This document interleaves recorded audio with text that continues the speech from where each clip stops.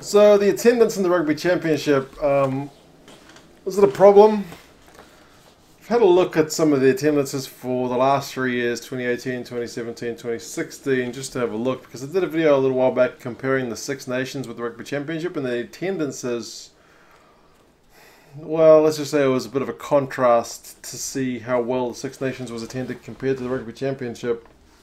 So I thought, is it actually that bad in the Rugby Championship, or is the Six Nations just really well attended? Is there kind of a pattern depending on the country you're looking at, of the 4 countries in the Rugby Championship? And yep, there probably is a bit of a pattern. So we'll have a look. 2018, the season just gone. Australia, 66,000 saw the All Blacks come to town. 27 at Suncorp to see South Africa, and then 16,000 to see the Argentinians. So a bit of a drop from game to game. Concerningly for the Aussie crowds, it was, I mean, the first one's fine, kind of almost 80% sold out that stadium. It's a pretty big stadium, Stadium Australia. But Suncorp, 53% attendance, and old Seabus on the Gold Coast, 58%. So anything in the 50s, you'd have to say, is not a great look. For the South Africans, again, they had a game in Durban, Kings Park, 26,000 in attendance there. One at Nelson Mandela Bay Stadium, 41,000, so a bit of a boost for the Australians, and then sold out crowd for the All Blacks at Loftus. So the attendances for them kind of went on an upwards trend. 51% for the Argentinian game, 86% for the Aussies, and then 100% for the All Blacks. So I guess that's another factor, is that who you're playing seems to be a factor. In the Argentinian crowds, when they're away, at least at a glance, don't seem to draw as many fans. Perhaps there's a lack of a traditional rivalry there, or maybe less travelling fans, I'm not sure.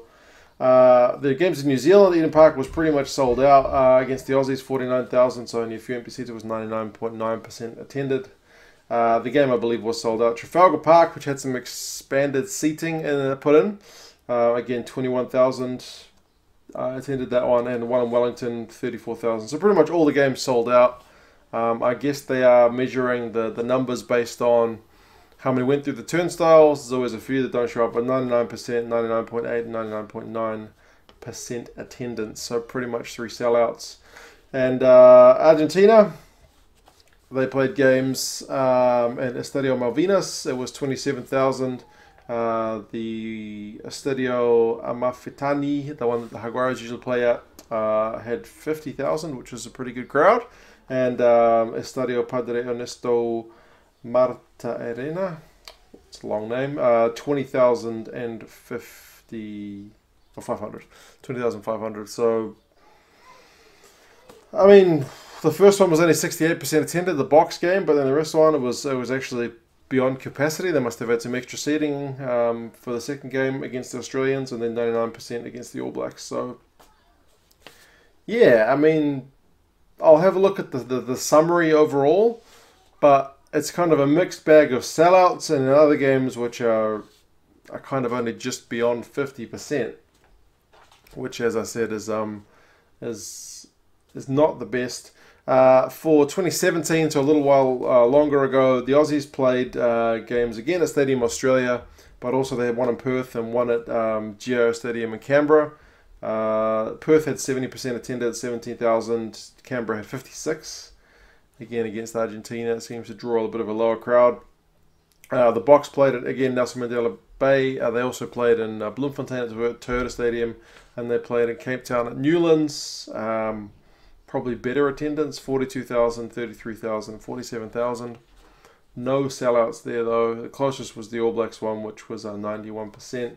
The All Blacks, 2017, didn't play at Eden Park. They played Forsyth Bar.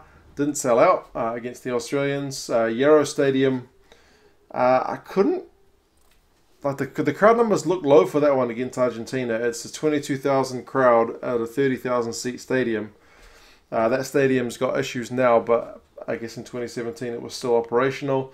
That only puts it at 73% attendance, which for an All Blacks game seems pretty low in New Zealand. I I couldn't find it. So one of the issues with the internet is when news is old, it becomes harder to find. I couldn't find anything to say it had sold out.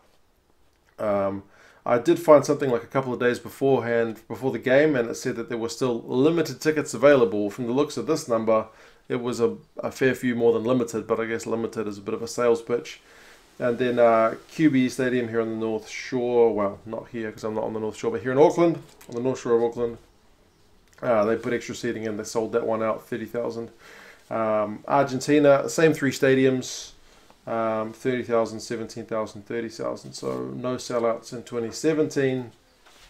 And lastly, I will do a summary at the end. I know there's a fair few numbers here. Australia in 2016. Again, it was three of the stadiums we've already mentioned. Stadium Australia, which seems to be the place they always play the All Blacks. Then Suncorp again and Perth again. 65,000, 30,000, 16,000. And then for South Africa, it was a bit of a mixture this time. It was in Mbombela Stadium, Loftus and Kings Park. That game against the All Blacks does look to have sold out, so pretty good. And Wellington, Waikato and Christchurch for 2016 for the All Blacks. All those crowds look pretty good. Waikato doesn't look to have sold out there. For Argentina that year, interestingly, they played one game at Twickenham, so their attendance perhaps gets a bit of a boost, but that would have been curious fans, most likely based in Europe, more so than local fans. But yeah, that probably boosts the overall attendance numbers. So how do all these numbers look when you kind of do a summary? Are any of these teams getting more fans than previous or fewer? For South Africa, the peak was actually 2016, and since then the total has been dipping, but it's put the numbers up there. It's kind of much of a muchness. For the average attendance, it is going down. I'm at 85%, 84%, now 79%. But that one attendance at Kings Park this year against Argentina, was that a really cold night? I feel like that was really bad weather as well. So perhaps that is a factor. Hopefully, if the box results improve, also we will see better results in attendance. For Argentina, their attendance also peaked in 2016, then dipped and then rose. Remember 2016, the one with the most, also had that Twickenham kind of bumper crowd. Even though Twickenham was only half sold, it's a pretty big stadium, so probably helps out the numbers. Average attendance 81, 73, but then interestingly, 2018, although not having the numbers, had more of a percentage attended. So all three games in Argentina, I would look at that as a positive, saying that the attendances locally are doing okay. Pretty much 90% attended is well, it's not like oversold. It's not people on waiting lists, but it's pretty good. If it was an exam, you'd be doing all right. New Zealand peaked in 2018, but that's because they played at Eden Park.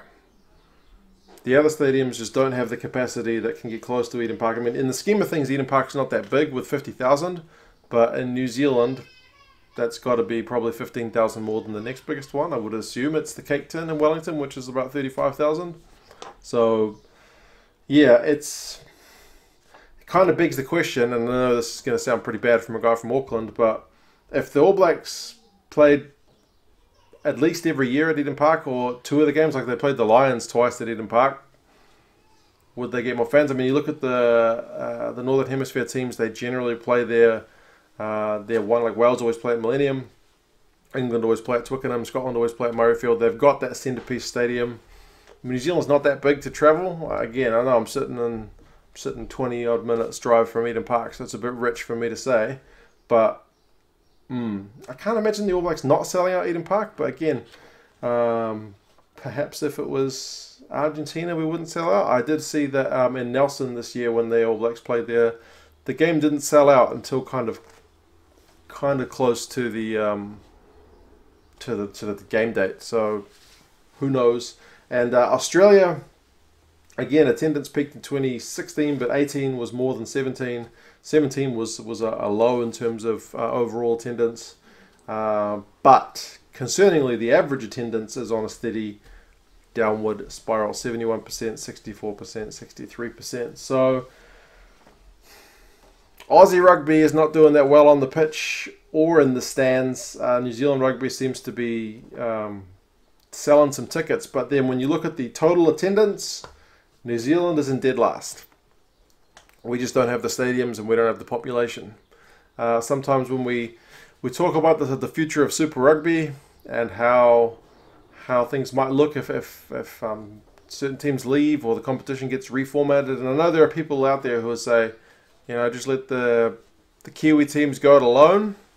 This is kind of a reason why it's going to be hard for us alone, because we don't have the numbers to sell all that many tickets. We don't have the numbers to get people looking at the TV. It's just a thing of scale. Dead last in terms of the average attendance over those 3 years. Argentina are next, almost 10,000 more. And then Australia, despite the percentages not being great, are getting the overall volume. And then South Africa killing it there at the top. Average attendance 41,000 per game. New Zealand down 29. So it's a bit of a contrast just in how big the countries are. But then you look at average attendance, when you flip it around, New Zealand's well on top at 96%. Pretty much most games selling out, not all. South Africa 83, Argentina 81, and then Australia, again, a bit concerningly down at 66. So there's definitely things to be a little bit worried about. The fact that South Africa seems to be on a wee bit of a slide, but it's not a huge one, down from 85 to 79. But you'd like to think the Springboks would be able to draw fans at home a bit more than 79% of a stand full. Argentina, I think, is doing apparently very well. New Zealand, with the capacity that we have, seem to be doing okay. We just don't have the scale. And again, Australia,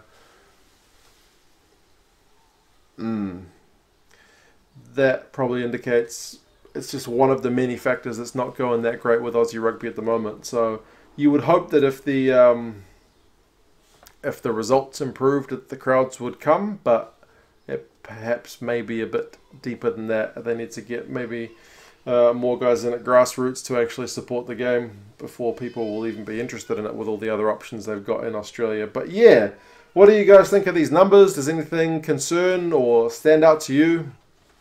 How do you think the Rugby Championship's looking going forward? When I did a video about Six Nations and Rugby Championship, some people suggested the Rugby Championship expanding perhaps to an equal 6 teams. It would mean you wouldn't have to play every team twice, which might make the competition a bit refreshing. But then how would you do it at the competitiveness level? Like if you were to bring in 2 teams such as Fiji and Japan, if they were not getting results, would people still go to see them? We already see, and it's nothing against the Pumas, but they, away from home, don't seem to draw the same crowds as the other teams when they travel to South Africa, New Zealand and Australia. Local fans are less, apparently, interested in going to see the Pumas than they are perhaps the Boks, the All Blacks or the Wallabies. But obviously part of that's proximity to Australia and New Zealand are quite near to each other. There's probably a lot more expat South Africans here in New Zealand than there are in Argentina. So there's a lot of factors, but just as kind of a broad brushstroke, a quick look at these numbers. So overall, average attendance for the Rugby Championship is 81%, almost 82 pretty much. Doesn't look that bad, but you'd like to think if it's a pinnacle competition, it's going to be selling out. Average attendance, 34,000. Compared to a few other comps, that's going to be low. I'd like to look at some other sports as well, just to see how that sits in the scale of things. But total attendance, yeah, 410,754. Total average attendance. Or is it? Total attendance across the 4 countries averaged out. South Africa's total attendance 123,000, Australia's 102, New Zealand at 88. So yeah, total attendance average attendance is more interesting, 34,000 per game over the 4 countries. But yeah, you guys let me know your thoughts on those numbers. Again, how do you think the Rugby Championship's doing? Does it need a change? Does it need some stability? And yeah, I'll talk to you again soon. See you later.